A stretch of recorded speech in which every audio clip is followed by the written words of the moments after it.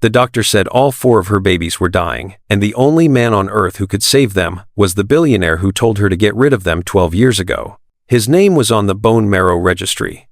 David Castillo. Their father. The man who handed her cash and disappeared the night she said she was pregnant.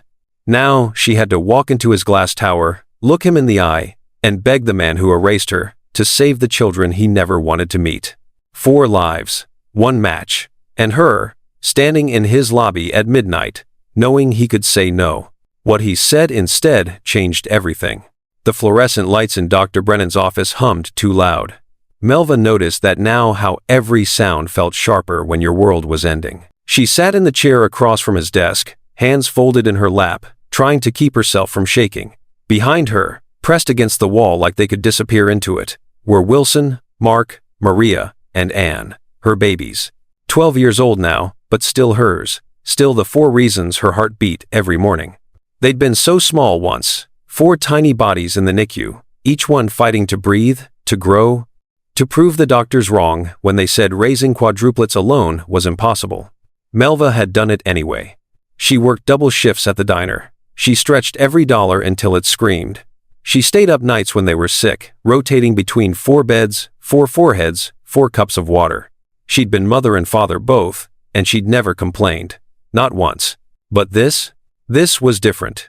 Dr. Brennan cleared his throat. He was a kind man, soft-spoken, patient, the type who never rushed you out the door. But today, his eyes carried a weight Melva recognized immediately. Bad news. Melva, he began gently. The tests came back. She nodded, couldn't speak. If she opened her mouth, the fear would pour out, and she couldn't let the kids see that. All 4 children have the same condition, doctor. Brennan continued, his voice measured, careful. It's called Fanconi anemia, a rare genetic blood disorder. Their bone marrow isn't producing enough healthy blood cells. Melva's throat tightened. What does that mean? He hesitated. That pause, that terrible, suffocating pause told her everything. It means they need bone marrow transplants. All of them. As soon as possible. The room tilted. Melva gripped the arms of the chair, nails digging into the vinyl. Okay, she whispered, voice trembling. Okay. So, we find donors. There's a registry, right? People who... We've already searched the registry, Dr. Brennan said quietly. There are no matches. Her stomach dropped. None? None. Behind her, she heard Maria's small, frightened breath. Anne reached for her sister's hand. Melva turned to look at them, her 4 miracles. Wilson, the brave one, stood tallest, jaw set, like he was trying to hold everyone together. Mark, always the jokester, had gone pale and silent. Maria's eyes were wide, brimming with tears she refused to let fall. And Anne, her quietest baby, stared at the floor like she was trying to make sense of words too big for a 12-year-old to carry. What about family? Melva asked, turning back to the doctor. I can get tested. Maybe. You're not a match, he said gently. We tested you first. Then, extended family? Cousins? Anyone? Dr. Brennan's expression softened with sympathy. Melva, you told us when we admitted the children that there's no one else. No siblings, no relatives. She had told them that. Because it was true. It had always been just the 5 of them. But, Dr. Brennan continued, pulling a folder from his desk, we did find something unusual. Melva's pulse quickened. What?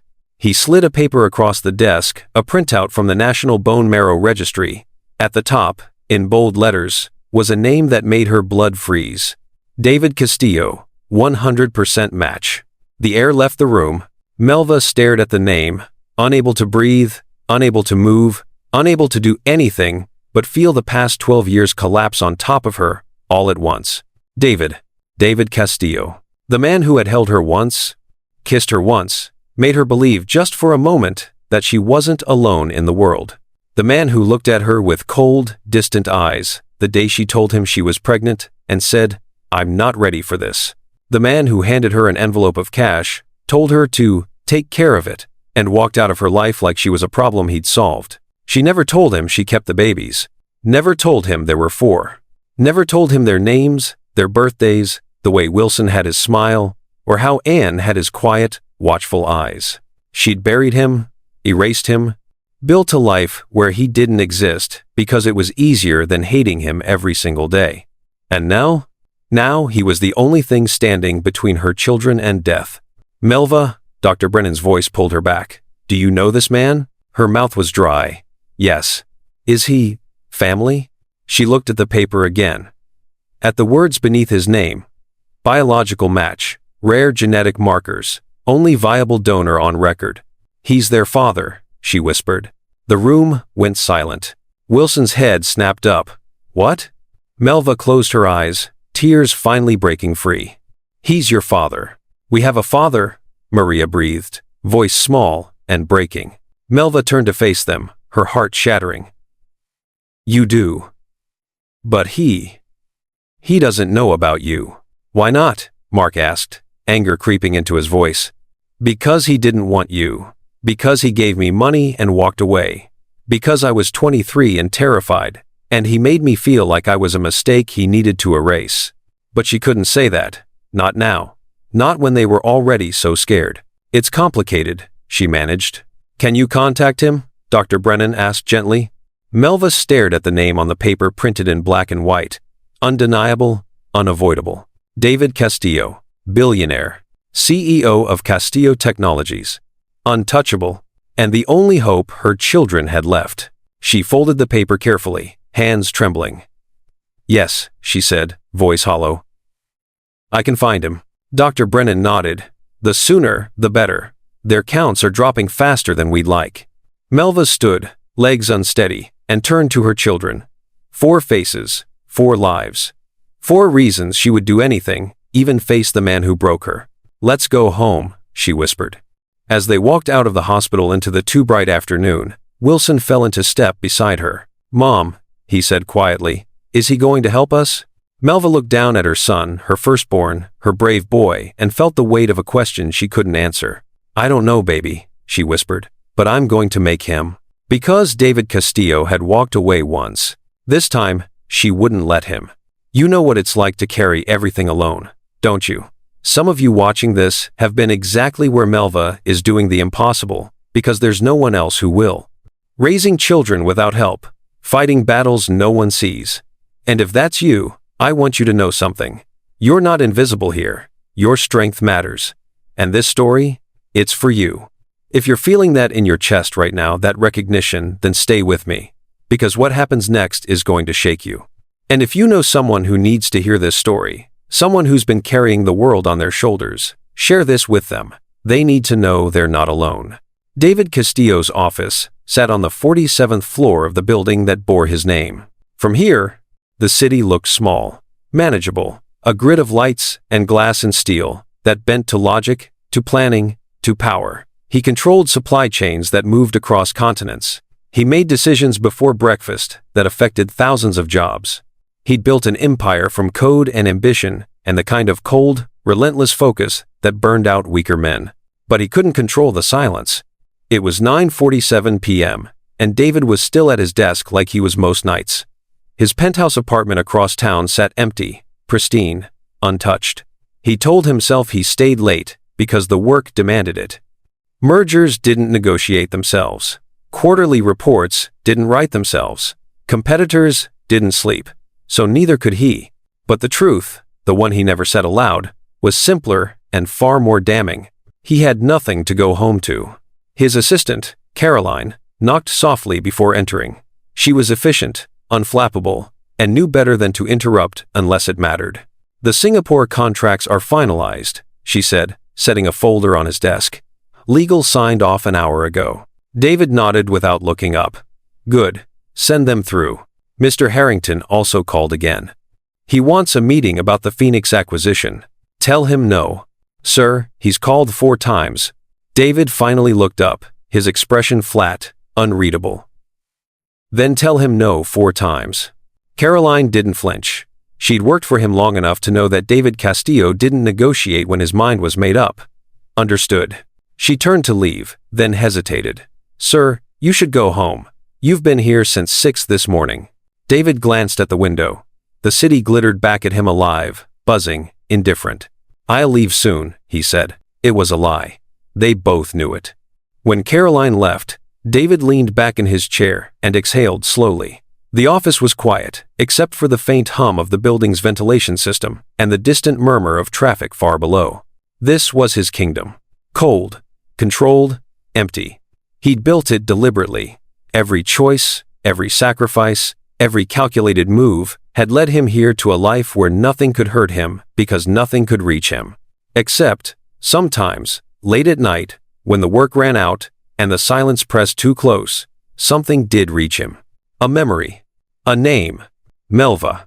David closed his eyes and tried to push it away like he always did. But tonight, for reasons he couldn't explain, the memory stayed. 12 years ago. She'd been different from the women who usually orbited his world, the ones who wore ambition like perfume and saw him as a transaction. Melva had been quiet, thoughtful, real. She worked at a coffee shop near his first office, back when Castillo Technologies was 3 employees in a rented suite, and David was surviving on loans, caffeine, and terror that it would all collapse. She remembered his order, asked him how his day was, smiled at him like he was a person, not a portfolio. He'd fallen for her without meaning to. They'd dated for 8 months, stolen evenings between investor meetings, weekends when he wasn't buried in code. She never asked him for anything, never complained when he canceled plans, never tried to change him.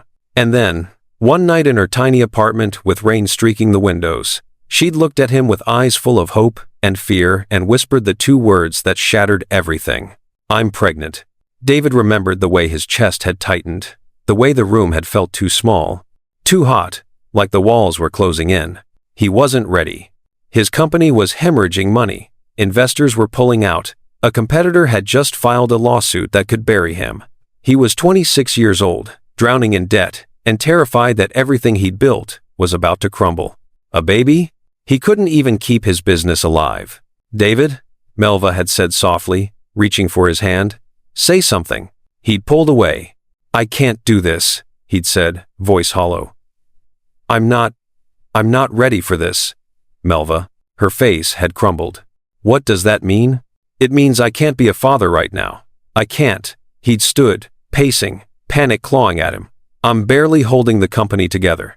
I can't take care of a baby. I can't take care of you. We'll figure it out," she'd pleaded. "David, we can." "No," he'd said, sharper than he meant to. "We can't."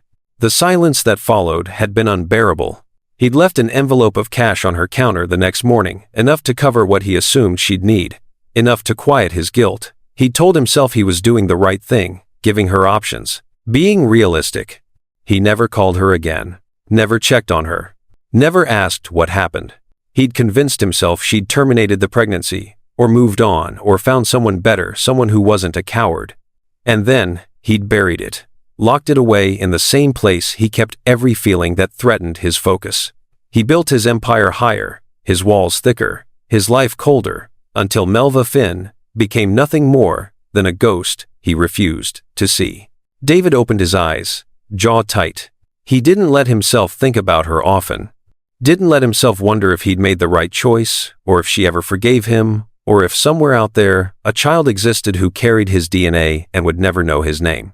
It was easier this way. Cleaner. His phone buzzed. A text from Caroline. "Heading home. Lock up when you leave." David glanced at the clock. 10:14 p.m. He should leave. Should go back to his empty apartment, pour a drink he wouldn't finish, sleep 4 hours, and start again tomorrow. But before he could move, the intercom on his desk crackled to life. "Mr. Castillo?" It was Marcus, the night security guard in the lobby. His voice was uncertain, apologetic. "I'm sorry to bother you, sir. But there's a situation." David frowned. "What kind of situation?" "There's a woman down here. She collapsed earlier, and now she's insisting she needs to see you. Says it's urgent." David's irritation flared. "Tell her to schedule an appointment through my assistant." "I tried, sir. She's refusing to leave." "She said," Marcus hesitated. "She said it's about your children." The world stopped. David's hand froze on the intercom button. His pulse roared in his ears. Your children. He couldn't breathe. Couldn't move. Couldn't think past the impossible, suffocating weight of those 2 words. "Sir?" Marcus's voice crackled again. What do you want me to do? David stood slowly, legs unsteady, heart hammering against his ribs. What's her name? He asked, voice barely above a whisper. A pause. Then, she says her name is Melva Finn. The floor tilted. David gripped the edge of his desk, knuckles white, the past 12 years collapsing in a single, devastating instant. Melva. Sir? Marcus pressed. David swallowed hard, forcing his voice to steady. Bring her up. He ended the call and stood alone, in his cold, perfect office, the empire he'd built to keep the world at bay. And for the first time in over a decade, David Castillo felt afraid. We all build walls, don't we? Some of us build them out of work, some out of silence, some out of staying so busy we never have to feel what we're running from. David's about to face what he buried 12 years ago. And that moment when the past finally catches up, that's when we find out who we really are. If this story is stirring something in you, if you're recognizing yourself in these people, leave a comment below. Tell me, what would you do if the past you tried to forget came knocking? Because I read every single comment, and your stories matter just as much as this one. The elevator climbed in silence. David stood in the center of his office, hands gripping the back of his chair, eyes fixed on the door like it might explode. His mind raced through impossible scenarios, each one more terrifying than the last. Maybe it was a mistake. Maybe it was blackmail. Maybe someone was playing a cruel, elaborate game with his past. But the name, Melva Finn, that wasn't a mistake. The elevator chimed. David's pulse hammered in his throat. The door to his office swung open, and there she was. Melva, 12 years older, thinner than he remembered, dark circles beneath eyes that used to shine with warmth, but now burned with something harder, sharper, something that looked like fury held together by sheer will. She wore jeans and a faded jacket, nothing like the polished women who usually entered this office. Her hair was pulled back messily, strands escaping around her face. She looked exhausted, desperate, and for a split second, David saw the girl he'd loved, the one who'd smiled at him from behind a coffee counter, and made him feel like he was more than his failures. Then her expression hardened, and that girl disappeared. Melva, he breathed, the name foreign on his tongue, after so many years of silence. She didn't respond, just walked toward him with measured, trembling steps, one hand clutching a folder, the other clenched into a fist at her side. I didn't think you'd actually see me, she said, voice low and tight. I thought security would throw me out. David's throat felt dry. You said it was about your children, she finished, her voice breaking on the words. Yes. He shook his head, confusion and denial warring inside him. Melva, I don't understand. When we, I thought you thought I what? She snapped, anger flaring. You thought I got rid of them? You thought I took your money and erased the problem you didn't want to deal with? David flinched. I didn't know. You didn't ask. Her voice cracked like a whip. You handed me an envelope and walked away. You never called, never checked, never gave me the chance to tell you that I kept them. Them? The word came out strangled. Melva's jaw tightened. She opened the folder with shaking hands and pulled out a single sheet of paper. She didn't hand it to him, she threw it. It fluttered through the air and landed on his desk, a printout from the National Bone Marrow Registry. David stared at it. At the top, in bold letters, David Castillo, 100% match. Beneath it, 4 names: Wilson Finn, Mark Finn, Maria Finn, Anne Finn. His vision blurred. 4. Quadruplets, Melva said, voice hollow. I had quadruplets, David. Your children. I've raised them for 12 years, alone, and now they're dying. The room tilted. David grabbed the edge of his desk to steady himself, legs threatening to give out. What? They have Fanconi anemia, Melva continued, tears spilling down her cheeks now. A rare genetic blood disorder. Their bone marrow is failing. All 4 of them. They need transplants immediately, or they're going to die. David couldn't breathe, couldn't think, couldn't process the words coming out of her mouth because they were too big, too impossible, too devastating. No, he whispered. No, that can't be real. Melva laughed a bitter, broken sound. You think I'm lying? You think I'd come here, to you, if there was any other option? I don't. David ran a hand through his hair, panic clawing at him. How do you even know they're mine? Her face twisted with hurt and rage. How do I know? She stepped closer, voice rising. Because I haven't been with anyone else, David. Because you were the only man I ever... She stopped, swallowing hard. The registry matched you. Your DNA. The doctors confirmed it. You're not just a match, you're the only match. There's a rare genetic marker you carry that makes you the only viable donor on record. David stared at the paper on his desk, at the 4 names he'd never heard before tonight, at the medical terminology he didn't fully understand, but knew meant life or death. They're 12 years old, Melva whispered, her voice breaking. Wilson is brave. He tries to take care of everyone. Mark makes jokes even when he's terrified. Maria cries at night when she thinks I can't hear. And Anne. Anne is so quiet, so small. She holds my hand and asks me if dying hurts. David's chest cracked open. They're so tired all the time, Melva continued, tears streaming freely now. They bruise from nothing. Wilson had a nosebleed last week that wouldn't stop for an hour. Maria fainted getting out of bed. They catch every infection, every cold. Their skin is so pale I can see their veins. And the doctors say if we don't act soon. Her voice shattered. If we don't act soon, I'm going to lose all of them. David felt something inside him break, something he'd kept locked and buried for over a decade. He looked at Melva, really looked at her, and saw, not the girl he'd abandoned, but the woman who'd survived it. The mother who'd carried 4 babies alone, who'd raised them, loved them, fought for them. And he saw himself, not the billionaire, not the CEO, but the coward who'd walked away when it mattered most. I need proof, he heard himself say, voice hoarse. Not because he didn't believe her, but because his mind was grasping for control, for logic, for anything solid in a world that had just shattered. Melva pulled out her phone with trembling hands. She scrolled through photos and turned the screen toward him. 4 faces. 4 children with dark hair and wide eyes, sitting together on a worn couch, arms around each other. David's knees buckled. He gripped the desk harder, staring at the photo, at the faces that looked so much like his own. Wilson with his jaw, Mark with his smile, Maria with his eyes, Anne with the same quiet intensity he saw in the mirror. They were real. His children were real. And they were dying. How long? He whispered. The doctors say weeks, maybe less if their counts drop faster. Melva's voice was barely audible. David, I know what you did. I know you left. I know you didn't want this. But they didn't ask to be born. They didn't ask for this disease. And they don't deserve to die because you were too afraid to be a father. The words hit him like physical blows.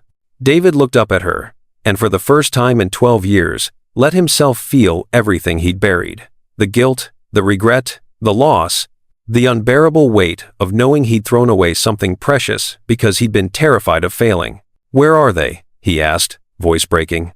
Melva blinked, surprised. What? David stood straighter, decision crystallizing, even as his world crumbled. Where are they, Melva? She stared at him, searching his face for something, sincerity, maybe, or proof that he wouldn't run again. Street Augustine Children's Hospital, she whispered. David grabbed his jacket from the back of his chair, hands shaking. Take me to them. Melva's breath caught. Now? Now, he said, his voice raw with something that sounded like desperation. If they're mine, if they're really mine, then I need to see them. I need to. He stopped, unable to finish. Melva wiped her eyes, nodding slowly. Okay. They moved toward the elevator together, 2 people bound by a past they couldn't undo, and a future that hung in the balance. And as the doors closed, David realized something that terrified him more than any boardroom battle, any hostile takeover, any billion-dollar loss. He was about to meet the 4 children he'd denied. The 4 lives that depended on him now, and he had no idea if he deserved to save them. Some of you know exactly what it feels like to stand face to face with the person who let you down. To need them anyway. To swallow your pride and your pain because someone you love needs you to be strong. That's the kind of courage nobody talks about. The kind that doesn't get medals or recognition. Just the quiet, brutal strength of doing what has to be done. If you've ever been there, if you've ever had to be that strong, I see you. And I think the women watching this see you too. Hit that like button if this story is reaching the places inside you that still remember what it costs to survive. Because your story deserves to be acknowledged just as much as Melva's does. The hospital hallway smelled like antiseptic and fear. David followed Melva through corridors that all looked the same: white walls, fluorescent lights, the quiet beeping of machines behind half-closed doors. His heart hammered so hard, he could feel it in his throat. This was real. He was about to meet 4 children who carried his DNA, his blood, his face, children he'd never held, never named, never known existed, until 20 minutes ago. Melva stopped outside a door marked 412. Her hand rested on the handle, but she didn't open it. She turned to him instead, her eyes red-rimmed and fierce. "They don't know who you are yet," she said quietly. "I told them I found a potential donor, that's all." David nodded, unable to speak. "And David," her voice dropped lower, "if you walk in there and break their hearts, I will never forgive you." "I won't," he managed, though he had no idea if that was true. He had no idea what he was doing, no idea how to be what they needed. Melva searched his face one more time, then pushed the door open.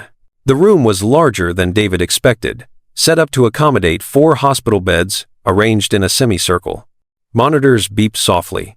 IV poles stood like silent sentries, and in each bed, David's breath caught. 4 children, pale, thin, fragile in a way that made his chest ache, but alive. The boy in the first bed sat up straighter when they entered. He had dark hair that fell across his forehead and eyes that studied David with sharp, guarded intelligence. This had to be Wilson, the oldest, the protector. "Mom?" Wilson's voice was cautious. "It's okay, baby," Melva said softly, moving to his bedside. This is the donor I told you about. The one who matched." Wilson's gaze didn't leave David. "Him?" In the second bed, another boy, Mark, David, guessed, let out a weak laugh. "Wow, Mom, you didn't mention the donor was a supervillain." Despite everything, David almost smiled. The kid looked exhausted, bruises shadowing his arms, but his eyes still held humor. "I'm not a villain," David said, his voice rougher than he intended. "That's what villains always say," Mark shot back, but there was no real malice in it, just a boy trying to be brave. In the third bed, a girl with long dark hair and enormous brown eyes stared at him. Tears were already spilling down her cheeks. Maria. She didn't say anything, just watched him like she was trying to understand something too complicated to name. And in the fourth bed, the smallest Anne. She didn't cry, didn't speak, just observed him with an intensity that felt like being seen all the way through to his bones. David's carefully constructed walls cracked. These weren't abstractions, not statistics or medical reports or theoretical consequences of a decision he'd made 12 years ago. They were children, his children, and they were dying. "Hi," he managed. The word, completely inadequate. Before anyone could respond, the door opened again. A woman in a white coat entered Dr. Brennan, according to her badge. "Melva," she said gently, then noticed David. "And you must be Mr. Castillo." David nodded. Dr. Brennan glanced at the children, then back at David. "Could I speak with you both outside for a moment?" They stepped back into the hallway. The doctor closed the door carefully before turning to face them. "Mr. Castillo, I'm glad you came," she began. "I assume Melva explained the situation?" "She told me they need bone marrow transplants," David said. "That I'm a match." "You're not just a match, doctor," Brennan corrected. "You're the only match. We've searched the entire global registry. No one else has the specific combination of genetic markers that make you compatible with all 4 children."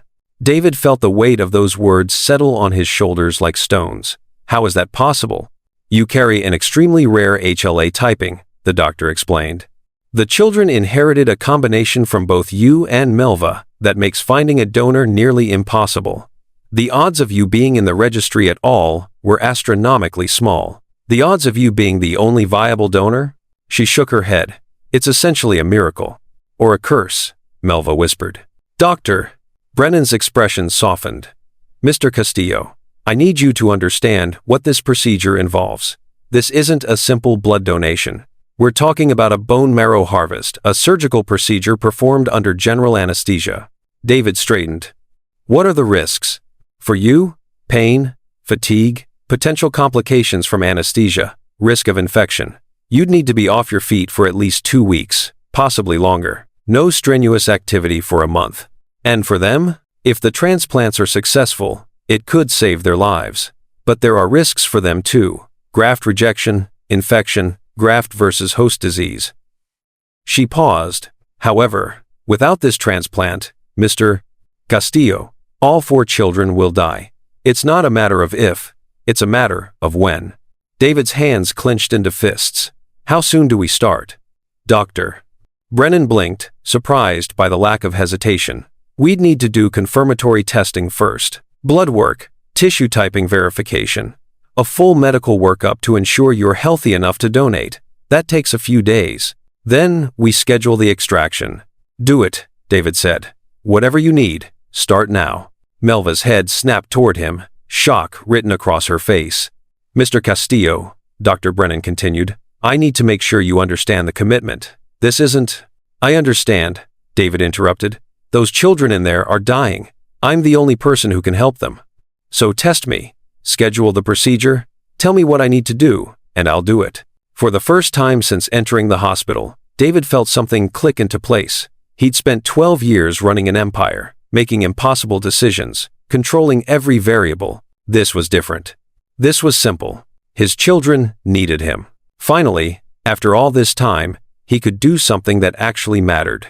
There's a moment in every grandmother's life when you realize what actually matters, isn't there? When all the noise falls away and you see it clearly, it's not the house, not the bank account, not the things we spent decades chasing. It's them. The children. The grandchildren. Their laughter. Their futures. Their chance at life. David's just beginning to understand what you've known all along.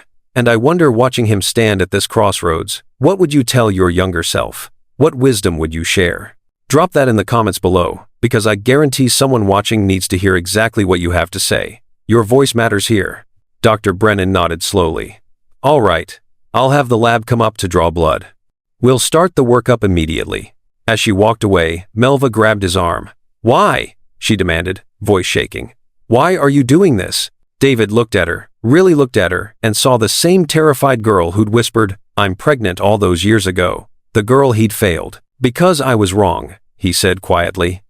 I was wrong to leave, wrong to walk away, wrong to pretend you didn't exist. His voice cracked. I can't fix the past, Melva, but I can do this. I have to do this. Her eyes filled with tears, but she didn't let them fall. Don't you dare break their hearts, she whispered again. I won't, he promised. They went back into the room together. 4 pairs of eyes tracked David's every movement. The doctor's going to run some tests, Melva told them, to make sure everything's compatible. And then what? Wilson asked, still skeptical, still guarding his siblings even from a hospital bed. David stepped closer. His hands shook, so he shoved them in his pockets. Then I give you my bone marrow. And you get better. Just like that? Wilson challenged. Just like that, David said. Meeting the boy's eyes, his son's eyes, Maria spoke for the first time, her voice small and frightened. Does it hurt? David knelt beside her bed so they were at eye level. For me? Maybe a little, but I don't care about that. Why not? Anne asked quietly from the corner bed. David turned to her, the smallest, the quietest, the one who saw everything. Because you're worth it, he said simply. The room went silent. Mark broke it with another weak laugh. Okay, maybe not a supervillain. Before David could respond, his phone buzzed violently in his pocket. Then again, and again. He pulled it out. 7 missed calls, 12 texts, all from members of his board. The most recent one made his blood run cold. Emergency meeting called. 8 a.m. tomorrow. Vote scheduled regarding your leadership. Call immediately. David stared at the screen. His company, his empire, everything he'd built. They were going to try to take it from him.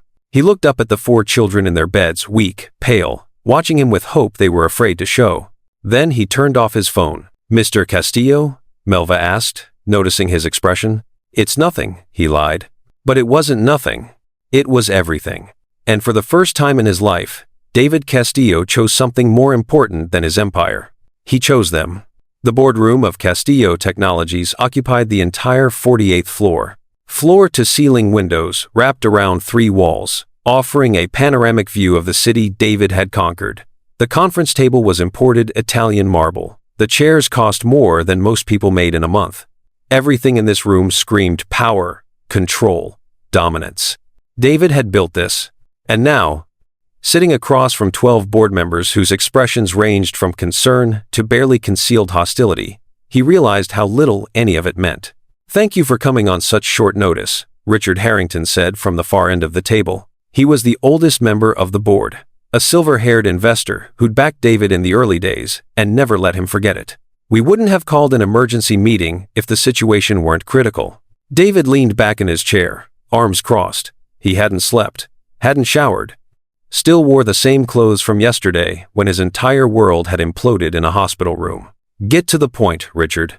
Harrington's jaw tightened. "Very well. We've been informed that you're planning to undergo a major medical procedure. A bone marrow donation that would require you to be incapacitated for weeks."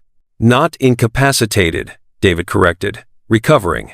"Semantics," snapped Victoria Chen, the board's chief financial advisor. She slid a folder across the table toward him. "Do you have any idea what your absence would do to this company?" David didn't open the folder. "Enlighten me." Victoria's eyes flashed. "We're 3 weeks from closing the Meridian merger, a $12 billion deal that hinges entirely on investor confidence in your leadership. The Phoenix acquisition is in its final stages. We have quarterly earnings reports due, and the market is already volatile. The company can function without me for a few weeks," David said flatly. "Can it?" Harrington leaned forward. "David, you are Castillo Technologies. Your name is on the building. Your vision drives every decision. Investors don't just buy our stock, they buy you." "Then maybe that's the problem," David muttered. Another board member, James Keller, head of operations, cleared his throat. "David, we're not trying to be insensitive, but you need to understand the consequences. If you go through with this procedure, if something goes wrong—" "Nothing's going to go wrong," David interrupted. "You don't know that," Victoria shot back. "Anesthesia complications, infection, recovery setbacks. And even if everything goes perfectly, 2 weeks of you being unreachable creates a vacuum. A vacuum that competitors will exploit, that the media will speculate about, that shareholders will panic over." Harrington pulled out his own documents. "We've already seen the beginning. 3 major investors called yesterday asking about your health. Rumors are starting. Stock prices are fluctuating." David's expression didn't change. "So we release a statement. I'm undergoing a planned medical procedure. I'll be back shortly." "That's not enough." Victoria's voice rose. "The market doesn't respond to vague reassurances. They need certainty. They need you visible, present, in control." "I can't be in 2 places at once," David said quietly. "Then choose," Harrington said, his tone sharpening. "Choose the company you spent 15 years building, or choose," he hesitated, as if the next words tasted bitter, "or choose whatever personal matter has suddenly become more important than your responsibilities here." David's hands clenched beneath the table. He thought of Wilson's skeptical eyes, Mark's brave humor, Maria's tears, and silent observation. 4 children who didn't ask to be born, who didn't ask to be abandoned, who didn't deserve to die because the man who gave them life was too afraid to face what he'd done. "This isn't a personal matter," David said, his voice low and dangerous. "This is life or death. So is this company." Victoria slammed her hand on the table. "David, if you walk away now, the Meridian deal collapses. That's 5,000 jobs gone. The Phoenix acquisition falls through. That's another 3,000. Investors pull out. Stock prices plummet. We're looking at potential bankruptcy within a year." "She's right," Harrington added, his tone softening slightly. "David, I know you. I know you don't make decisions lightly. But whatever you're facing, whatever emergency has arisen, there have to be other options, other donors, other solutions." "There aren't," David said simply. "How do you know?" Keller asked. "Have you explored every—" "I'm the only match," David interrupted, his voice cracking for the first time. "The only one. On the entire planet. If I don't do this, 4 children die." The room went silent. Harrington's eyes narrowed. 4 children? David, what exactly is going on?" David stood, pacing to the window. The city sprawled below him, millions of lives, billions of transactions, an empire he'd carved from nothing. "I have children," he said quietly. 4 of them, 12 years old. I didn't know they existed until yesterday." Someone gasped. Victoria's expression shifted from anger to shock. "They're sick," David continued, still staring out at the city, dying. And I'm the only person who can save them. David, Harrington said carefully, even if that's true, even if these children are yours, you have a fiduciary responsibility to this company, to the shareholders, to the thousands of employees whose livelihoods depend on your decisions. David turned to face them. And what about my responsibility to my children? You can't save everyone, Victoria said, her voice softer now but still firm. Sometimes you have to make impossible choices. That's what leadership is. Then I choose them, David said. The room erupted. David, you're not thinking clearly. This is emotional, not logical. You'll destroy everything you've built. Enough! David's voice cut through the chaos like a blade. Silence fell again. I spent 15 years building this company, he said, his voice shaking with emotion he'd kept buried for too long. 15 years sacrificing everything, relationships, peace, happiness, for what? For stock prices? For mergers? For a legacy that means nothing if I'm the kind of man who lets his own children die to protect it? David Harrington began. No, David said firmly. I'm done listening. You want to talk about responsibilities? Fine. I was irresponsible 15 years ago when I walked away from a woman I loved because I was terrified of failing. I was irresponsible when I never checked on her, never asked what happened, never faced what I'd done. And I'll be damned if I'm irresponsible now when my children need me to finally show up. Victoria stood. If you go through with this, we'll have no choice but to call a vote. The board can remove you as CEO. David met her eyes. Then do it. Harrington's face paled. David, please, think about what you're saying. I have thought about it, David said. And for the first time in 15 years, I know exactly what matters. Your empire, Keller started. Let the market fall. The words hung in the air like a detonation. Harrington sank back in his chair, stunned. Victoria's mouth opened and closed, speechless. The other board members stared at him like he'd lost his mind. Maybe he had. Or maybe, for the first time in his life, he'd found it. David grabbed his jacket from the chair. Schedule your vote. Do what you need to do. But I'm having that procedure, and I'm saving my children. He walked toward the door. David, Harrington called after him. If you walk out that door, everything changes. You understand that? David paused, hand on the handle. I'm counting on it. He left the boardroom, left his empire, his legacy, his carefully constructed walls, and headed back to the hospital. Back to Melva. Back to 4 children who needed him more than any quarterly report ever could. His phone buzzed with notifications, texts from board members, emails from investors, alerts about stock prices beginning to shift. David turned it off and kept walking. For 12 years, he'd run from the past. Now, finally, he was running toward it. And toward a future he was ready to fight for. That moment when David said, "Let the market fall," that's the moment everything changed. Not just for him, for Melva, for those 4 children, for everyone watching who's ever had to choose between what the world says matters and what actually does. Asterisk. If you know someone who needs to hear this story, someone who's standing at their own crossroads, trying to figure out what really matters, share this with. If you know someone who needs to hear this story, someone who's standing at their own crossroads, trying to figure out what really matters, share this with them. Because sometimes, the stories we need most are the ones that show us we're not alone in the hardest choices. Hit that share button. Send this to someone who needs to remember what courage looks like. The hospital's chapel was empty at 2 a.m. Melva found David there, sitting in the last pew, with his head in his hands. The surgery was scheduled for tomorrow morning 8 hours away, and neither of them could sleep. She'd spent the last 3 days watching him transform from the cold, distant billionaire who'd walked away 12 years ago into someone she barely recognized. He visited the children every morning and evening, sat with them, asked questions about their lives, their favorite things, their dreams. He was trying. She could see that. But they hadn't talked, not really. Not about what happened, not about why. Melva slid into the pew beside him, leaving space between them like a physical reminder of all the years that had passed. Couldn't sleep either? She asked quietly. David looked up. His eyes were red-rimmed, exhausted. Keep thinking about tomorrow. What if something goes wrong? What if I'm not? You'll be fine, Melva interrupted. The doctors said you're healthy, young enough, Strong enough. That's not what I meant, David's voice cracked. What if I'm not enough to save them? What if even this isn't? Stop. Melva's voice was firmer now. You're doing this. You're showing up. That's more than you've ever done before. The words hung between them, sharp and unavoidable. David flinched. Melva, I know you hate me. I know you have every right to.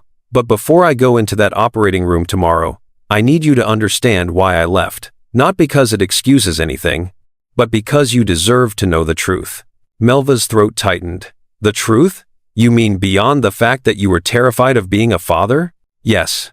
David turned to face her fully.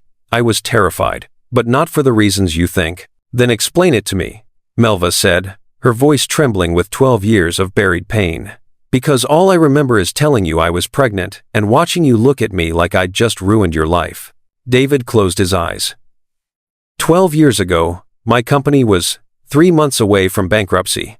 I'd taken loans from the wrong people to keep it afloat, investors who operated in gray areas, who had connections to people who solved problems the illegal way. Melva's breath caught. I was drowning. David continued, voice hollow. The tech boom had crashed. Half my competitors had folded. I had creditors calling every hour, threatening lawsuits. And then Vincent Moretti showed up. Who's Vincent Moretti? Melva whispered. A loan shark disguised as an investor. He offered me $2 million in exchange for a percentage of the company and certain favors. I was desperate enough to take it. But when he started asking me to falsify records, to hide transactions, to help him launder money through my company, David's hands clenched into fists. I refused. Told him I'd pay back the loan, but I wouldn't break the law. What did he do? Melva asked, though part of her already knew. He threatened me, said if I didn't cooperate, he'd make sure I lost everything. And then he started following me, showing up outside my apartment, outside the office, reminding me that he knew where I lived, where I worked, where I got coffee every morning. Melva's heart began to pound. The day you told me you were pregnant, David said, voice breaking. I just gotten a phone call from Moretti. He knew about you. Melva. He knew your name, where you worked, what time your shifts ended. He said, that pretty girl you've been seeing, it'd be a shame if something happened to her. Melva felt the air leave her lungs. I panicked, David continued, tears streaming down his face now. All I could think was that if Moretti knew about you, if he knew about the baby, he'd use you to control me. He'd threaten you, hurt you, or worse. His voice dropped to barely a whisper. I thought if I walked away, if I cut all ties, he'd lose interest. That you'd be safer without me in your life. So you left me, Melva said, her voice hollow. I thought I was protecting you, David said desperately. I gave you money hoping you'd move somewhere safe, somewhere far away from me and the mess I'd made. I stayed away because I thought every day I wasn't with you was another day. Moretti couldn't use you against me. And you never thought to tell me? Melva's voice rose. Never thought to let me make that choice for myself? I was 26 years old and terrified out of my mind. David shot back. I didn't know what to do. I just knew that people like Vincent Moretti didn't make empty threats, and I couldn't live with myself if something happened to you because of my mistakes. So instead, you made sure something happened to me by abandoning me. Melva stood, anger flooding through her. Do you have any idea what it was like?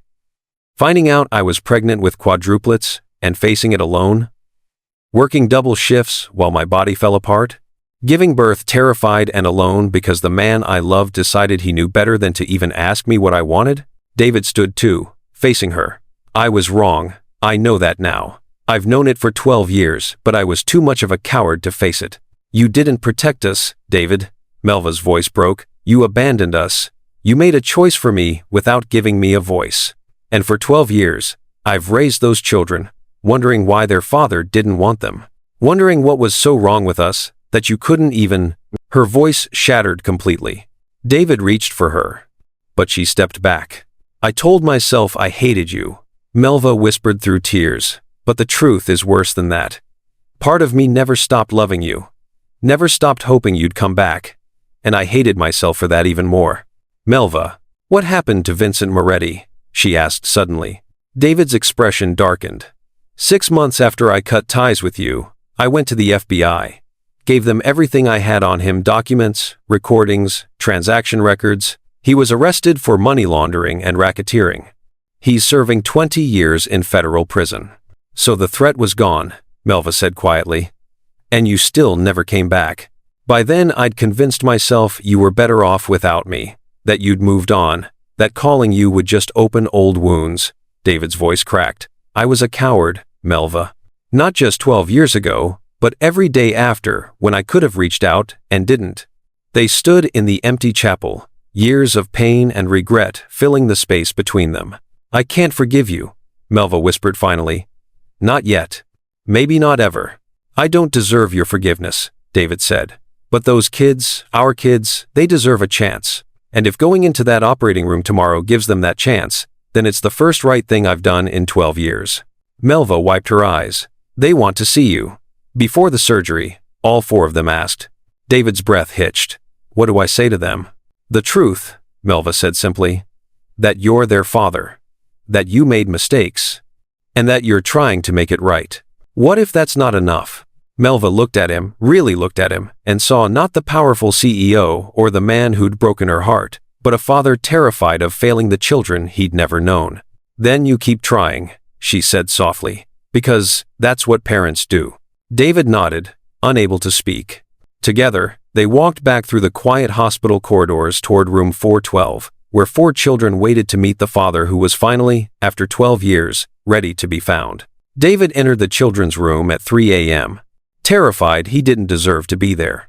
4 hospital beds, 4 children, 4 pairs of eyes that opened when he walked in, alert despite the hour. They'd been waiting for him. Hi, he said quietly, closing the door behind him. Mom said you wanted to talk to us, Wilson said, sitting up. Always the protector. Always on guard. David nodded, moving to stand in the center of the room where all 4 of them could see him. His hands shook, so he clasped them together. I need to tell you something, he began. Something your mother and I should have told you together. But I wanted you to hear it from me first.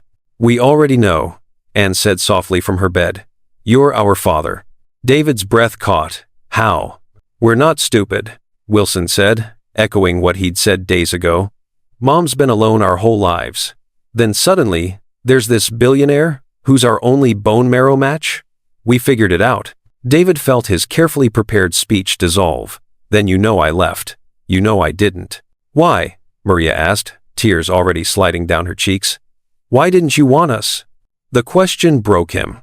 David moved to Maria's bedside and knelt, bringing himself to her eye level. It wasn't that I didn't want you. It was that I was terrified I'd fail you. My company was falling apart. I had dangerous people threatening me. And when your mother told me she was pregnant, all I could think about was how I'd drag you all down with me. So you left her to deal with it alone, Wilson said, voice hard. Yes, David admitted, and that was the worst decision of my life. Then why didn't you come back? Mark asked. For once, there was no humor in his voice, just pain. Once the danger was gone, why didn't you try to find us? Because I was a coward, David said simply. I convinced myself you were all better off without me, that I'd already done too much damage. I told myself lies for 12 years, because the truth that I'd thrown away something precious because I was afraid was too painful to face. He turned to look at each of them. Wilson, Mark, Maria, Anne. I can't change what I did. I can't give you back the 12 years I should have been here. I can't take away the birthdays I missed, or the nights your mom cried, or the times you needed a father and I wasn't there. His voice broke. All I can do is this. Give you my bone marrow. Give you a chance at life. And if you'll let me, if you'll give me the chance, try to become the father you deserved all along. The room was silent. Then Wilson asked the earth-shaking question. If you save us, does that make you our dad? David felt tears spill down his cheeks. He moved to Wilson's bed and knelt there too, looking up at this brave boy who'd been the man of the family for 12 years. No, David said gently, saving you doesn't make me your dad. Giving you my bone marrow doesn't earn me that title. Being your biological father doesn't make me worthy of the name. He swallowed hard. What I want, what I'm begging for, is the chance to earn it. The chance to show up, to be there, To prove that I'm more than the man who walked away. Wilson's eyes filled with tears. What if you can't? Then I keep trying, David whispered. Every single day, for as long as you'll let me. Maria reached out from her bed, her small hand finding David's. I want you to try, she said softly. Anne nodded silently, her eyes holding something that looked like cautious hope. Mark managed a weak smile. Guess we could give you a trial period, see if you're really reformed. David laughed through his tears, looking at these 4 extraordinary children, his children who were giving him a gift he didn't deserve, a second chance. I won't let you down, he promised. You already did once, Wilson said quietly. But I guess everyone deserves a second chance. David reached out, and Wilson let him take his hand. The gesture felt monumental. A bridge being built over 12 years of absence. Thank you, David whispered. The surgery began at 6 a.m. David lay on the operating table, surgical gown rustling as nurses moved around him. Monitors beeped. Machines hummed. Dr. Brennan explained the final steps: bone marrow harvest from his pelvic bone, general anesthesia, several hours of extraction. Through the small window in the OR door, he could see Melva in the hallway. Wilson stood beside her. The boy had refused to leave. Ready, Mr. Castillo? The anesthesiologist asked. David thought of 4 faces, 4 hearts, 4 chances at redemption. Ready, he said. Count backward from 10. 10, 9, 8. Darkness. 3 hours later. We're losing him. The OR erupted into controlled chaos. BP dropping 80/50. He's bleeding internally. Get me 2 units stat. Pressure's not stabilizing. Increase fluids. Heart rate erratic. Dr. Brennan's hands moved with practiced precision, but her face was tight with concern. They'd extracted enough bone marrow for all 4 children, but David's body wasn't responding well to the trauma. Come on, she muttered. Don't you dare die on us now. Outside the operating room, Melva sat in the hallway, head in her hands, Wilson beside her. The other 3 children were resting in their room. But Wilson had refused to leave. The surgery had been going for 4 hours. 4 hours of waiting. 4 hours of silence, broken only by the occasional rush of medical staff in and out of the OR. 4 hours of praying. Then the doors burst open. A nurse rushed out, face tense. Another followed, then another. What's happening? Melva stood, panic clawing at her throat. The nurse didn't stop. Complications. We need more blood. The doors swung shut again. Melva's knees buckled. Wilson caught her, his young face pale and terrified. Mom? His voice cracked. Is he? I don't know, Melva whispered. Through the small window in the OR door, she could see movement, too much movement, urgent voices, the sharp beeping of monitors, screaming warnings. David was dying. The man who'd walked away 12 years ago. The man who'd finally shown up. The only hope her children had. And she was about to lose him. Melva pressed her hand against the glass, tears streaming down her face. Please, she whispered, please don't let him die. Not now. Not when we finally... The machines screamed louder. Wilson grabbed her hand, squeezing tight. And together, they waited.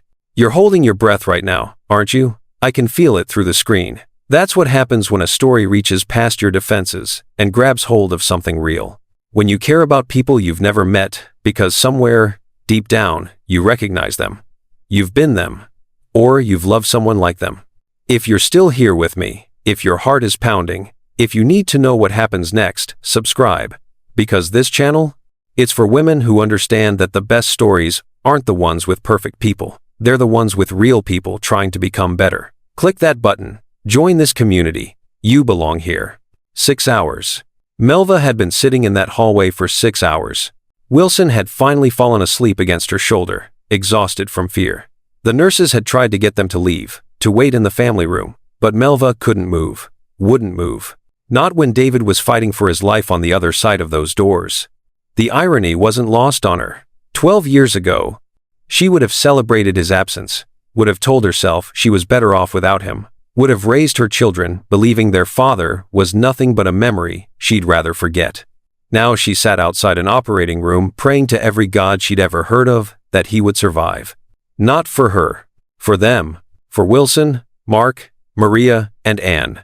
For the 4 children who'd finally met their father and couldn't lose him now. The OR doors opened. Melva's head snapped up. Wilson stirred, blinking awake. Dr. Brennan emerged, pulling off her surgical mask. Her scrubs were stained. Her face was exhausted, but she was smiling. Melva stood so fast, she nearly fell. Is he? He's alive, Dr. Brennan said, and Melva's knees buckled. Wilson caught her, both of them clinging to each other, as tears poured down their faces. He lost a significant amount of blood, the doctor continued. We had complications during the extraction, more bleeding than we anticipated.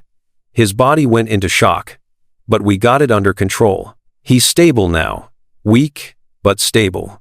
And the marrow? Melva gasped through sobs. Did you get enough? Dr. Brennan's smile widened. We got more than enough.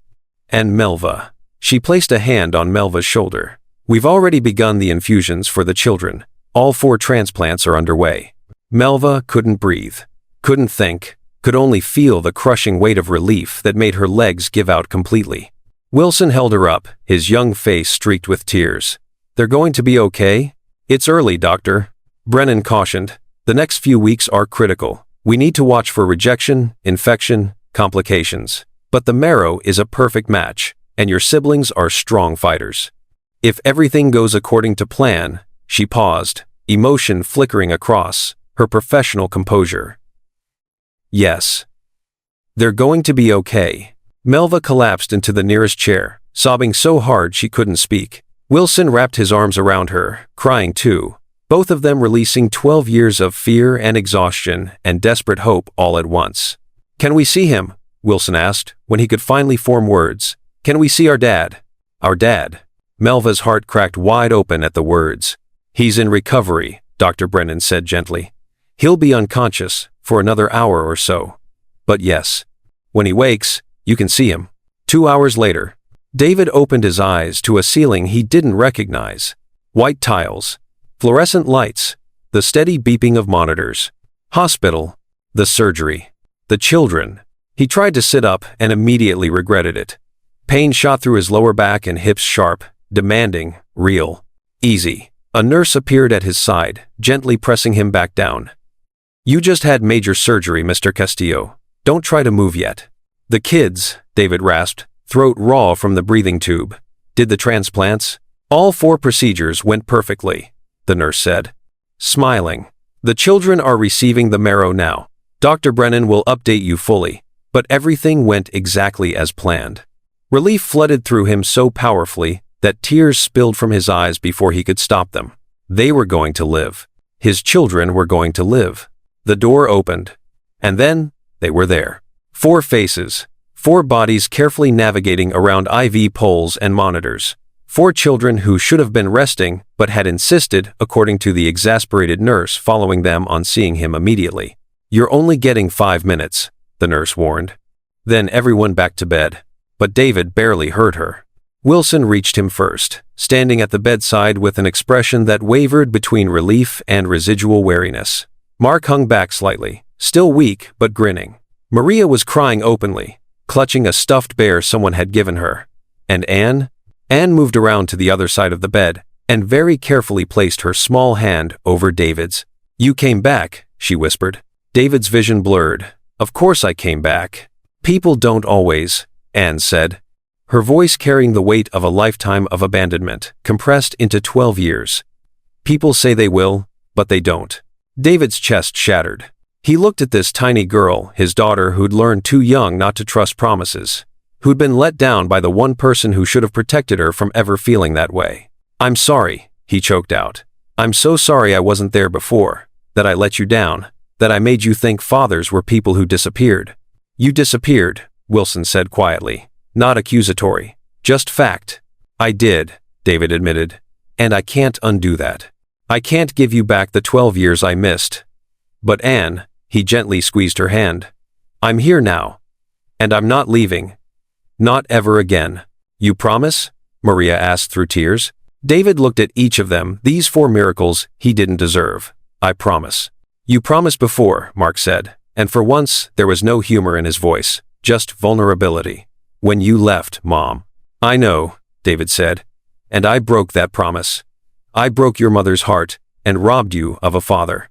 But this promise? This one I'll keep. even if it takes the rest of my life to prove it to you."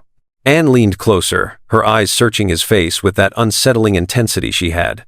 Then she whispered the words that destroyed and rebuilt him all at once. "You didn't deny us this time." David broke. Not the controlled, measured emotion he'd allowed himself in boardrooms. Not the calculated vulnerability he'd learned to weaponize in negotiations. He broke completely. Sobs tore through him, raw, ugly, real. 12 years of guilt and regret and self-hatred pouring out in front of the 4 people who had every right to hate him but were choosing, somehow, to give him a chance. Wilson's hand found his shoulder. Mark moved closer. Maria reached across the bed rail to touch his arm. And Anne simply held his hand. Silent and steady. "We're glad you stayed," she said softly. The door opened again. Melva stood in the doorway, her face pale and tear-streaked. She looked at David, really looked at him, and something shifted in her expression. "Kids," she said gently, "let's give your father some rest." "But Mom," Mark started. "5 minutes are up," she said firmly. "He just had surgery. He needs to recover so he can come visit you later." Reluctantly, the children stepped back, but each one touched him, as they left Wilson's hand on his shoulder, Mark's fist bump, Maria's kiss on his cheek, Anne's squeeze of his fingers. "Thank you," each gesture said. "I love you," David wanted to say back, but the words felt too big, too soon, too unearned. So he just held their hands and let them go. Then it was just Melva and David. She moved to the chair beside his bed and sat down heavily, like her legs couldn't hold her anymore. "Thank you," she whispered. "For what?" David's voice was hoarse from crying. "For showing up, for staying, for," her voice broke, "for saving them." David reached for her hand. She didn't pull away. "Melva, I know I can't fix the past. I know I hurt you in ways that sorry doesn't even begin to cover. But I need you to know." He gripped her hand tighter, desperate for her to understand. "I will never let you fight alone again. Whatever comes next, recovery, complications, life, I'm here. I'm staying. And I will spend every day proving that I'm not the man who walked away." Melva's eyes filled with tears. "I can't forgive you yet," she said honestly. "Not completely. There's too much hurt, too many years." "I know," David said, "and I'm not asking for forgiveness I haven't earned. But," she took a shaky breath, "I can see that you're trying, and I can see that you love them, really love them." She squeezed his hand. "That's a start." David felt something loosen in his chest. Not redemption, not absolution, but possibility. "A start is all I need," he whispered. Melva stood, wiping her eyes. "Get some rest. The kids will want to see you again tomorrow." "Melva?" David called as she reached the door. She turned back. "I'm not going anywhere," he said. "Not from them, not from you. I'm here, for however long it takes." Melva studied his face for a long moment. Then, slowly, she nodded. "Okay," she said simply. And for the first time in 12 years, David believed that maybe, just maybe, he could become the man his family deserved. 6 weeks later, the morning sun streamed through the windows of the children's hospital room, the same room where Melva had once sat terrified, watching her babies grow weaker by the day. Now, Wilson sat up in bed playing cards with Mark, both of them laughing over some inside joke. Maria was drawing in a sketchbook, her cheeks finally holding color again. And Anne sat cross-legged on her bed, reading a book that was probably too advanced for her age, but that she devoured anyway. They looked like children again. Not sick, not dying, just alive. "Your blood counts are excellent," Dr. Brennan said, reviewing the latest results. "All 4 of you. The engraftment is complete, and your new cells are producing healthy blood at normal rates."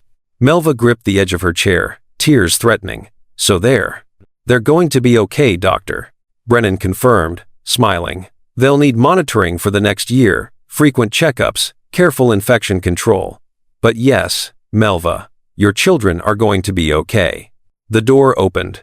David entered carrying a bag from the bakery down the street. He'd learned that Mark loved their chocolate croissants and that Maria had a weakness for blueberry muffins. He'd made it a ritual, bringing breakfast every morning before the children's medical rounds. He looked different than he had 6 weeks ago. Less polished. More human. He wore jeans instead of tailored suits. His hair was slightly messy. Dark circles shadowed his eyes from nights spent sleeping in the hospital's family lounge, refusing to leave even when Melva told him to go home. "Morning," he said, distributing pastries. "Mark, I got you 2 croissants because I know you'll claim Wilson stole the first one." "He always does," Mark protested, grinning. "Do not," Wilson shot back, but he was smiling too. David handed Maria her muffin, then placed a cinnamon roll on Anne's bed. "Dr. Brennan just gave us the news," Melva said quietly. "They're clear." David's face transformed. Relief, joy, and something that looked like disbelief all crashed together. "We're going to live," Mark announced dramatically, throwing his arms up. David sank into the chair beside Wilson's bed, hands shaking. "Thank God," he whispered. "Thank you," Wilson said quietly. David looked up, meeting his son's eyes. "For what?"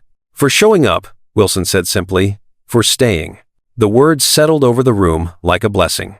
3 months later, David stood in the doorway of a modest 3-bedroom house in a neighborhood 20 minutes from Melva's apartment. It wasn't the penthouse, wasn't the mansion in the hills. It was just a house, close enough to be present, far enough to give Melva space.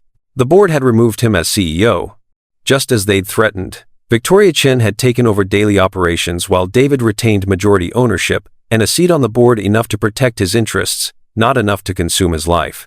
For the first time in 15 years, work wasn't everything. His children were. "Dad?" Wilson's voice called from inside. "You coming, or just standing there?" "Dad." It had happened naturally over the past 3 months. Wilson had been the first, casually dropping it one afternoon while they were unpacking boxes. Mark had followed immediately, making jokes about having a dad now. Maria had whispered it shyly during a bedtime story. And Anne had simply started using it without announcement, like she'd decided he'd earned it and that was that. David walked into the house to find all 4 children sprawled across his living room floor, homework scattered everywhere. Melva sat on the couch, looking through Maria's math assignments. "Your handwriting is terrible," she was saying, trying not to laugh. "It's artistic," Maria protested. "It's illegible," Wilson corrected, earning a thrown pencil. David leaned against the doorframe, watching them. His family. Messy, loud, chaotic, imperfect, perfect. Melva looked up and caught his eye. Something passed between them, understanding, maybe. Or the beginning of forgiveness. "Pizza's in the oven," she said. "Should be ready in 10. "I'll set the table," David offered. Anne appeared at his elbow like a shadow she'd taken to following him everywhere, silent but constant. "I'll help." They worked together in comfortable silence, Anne handing him plates while he arranged them. She'd grown stronger over the past months, her color returning, her energy rebuilding. But she was still the quietest, still the observer.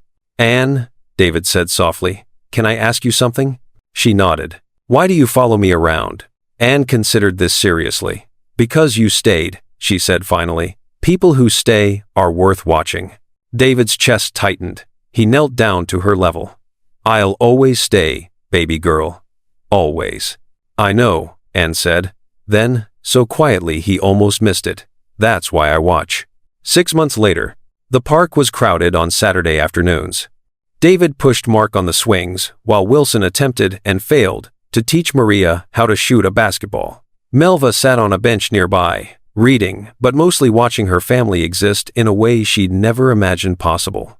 David had changed. Not overnight, not magically, but slowly, deliberately, through 1,000 small choices. He showed up to every doctor's appointment, learned to cook because Melva had been exhausted from carrying everything alone for so long, helped with homework, attended school events, sat through Mark's terrible jokes, and Maria's endless questions, and Anne's long silences, and Wilson's occasional resentment when memories of the missing years surfaced. He didn't run when things got hard. He stayed. "Higher," Mark demanded from the swing. "You're already going to launch into orbit," David laughed. "That's the goal." Melva watched David with her children, their children, and felt something shift inside her. The anger that had lived in her chest for 12 years was still there, but it had softened around the edges, made room for something else. Not love, not yet, but possibility. David caught her watching and walked over, leaving Mark to swing himself. He sat beside her on the bench, close but not touching. "Thank you," he said quietly, For what? For giving me this chance. For letting me be part of their lives. For not shutting me out when you had every right to. Melva looked at him, really looked at him. At the man who'd walked away 12 years ago, and the man who'd come back. They weren't the same person. You're not who you were, she said softly. David's expression flickered with pain. I know, I can't undo. That's not what I meant, Melva interrupted. What I meant is, you're not the man who walked away anymore. You're the man who stayed, who chose them over everything else, who shows up even when it's hard. David's eyes filled with tears. I'm trying. I know. Melva reached out, and for the first time in 12 years, took his hand. And, I see you. Really see you. Melva, I'm not saying I've forgiven everything, she continued. I'm not saying we're, whatever this is, but I'm saying I see you trying, and that matters. David squeezed her hand, unable to speak. Mom, Dad, Maria called from the basketball court. Wilson says I can't make a shot, but I totally can. Then prove it. Melva called back, laughing. Maria squared up, tongue sticking out in concentration, and shot. The ball bounced off the rim, then, miraculously, dropped through. All four children erupted in celebration. David and Melva stood together, walking toward their family. Not as a couple, not as what they'd once been, but as two people learning to build something new from the broken pieces of the past. We're going to be okay, David said quietly. Aren't we? Melva looked at her children, healthy, happy, whole. Looked at the man who'd saved them and was learning, day by day, to be their father. Looked at the future that had seemed impossible 6 months ago. Yeah, she whispered. I think we are. And as the sun set over the park, casting golden light over 5 people who'd been broken and were slowly becoming whole, Melva realized something profound. Redemption wasn't a moment. It was 1,000 small moments, strung together over time, built on choice after choice after choice, to stay, to try, to love, even when it was hard. David had chosen them. And maybe, just maybe that was enough. This is where I want to leave you today. Not with a perfect ending, but with a real one. Because life doesn't give us fairy tales. It gives us second chances. It gives us people who mess up and people who find the courage to try again. It gives us families built not on perfection, but on showing up. If this story touched you, if you felt Melva's exhaustion, if you understood David's fear, if you saw yourself in these imperfect people trying to do better, then you're exactly who I write these stories for. Subscribe to this channel if you want more stories like this. Real stories. Hard stories. Stories about women who carried impossible weight and survived. Stories about redemption that's earned, not given. Hit that subscribe button and become part of this community. Because your voice matters here. Your story matters here. And before you go, do me one favor. Leave a comment telling me whose story you connected with most. Was it Melva, David, one of the kids? I read every single comment, and I want to know what this story stirred in you, what memory it brought back, what truth it reminded you of. Share this video with someone who needs to remember that it's never too late to choose what matters. Send it to the grandmother who raised babies alone. Send it to the friend who's been both Melva and David at different times in her life. Like this video if you believe people can change. If you believe love is about showing up. If you believe the best stories are the ones where broken people become whole. Thank you for being here with me. Thank you for trusting me with your time. Thank you for being part of this sisterhood of women who understand that the hardest stories are often the truest ones. Until next time, remember, redemption is possible. Second chances are real, and you are never, ever alone.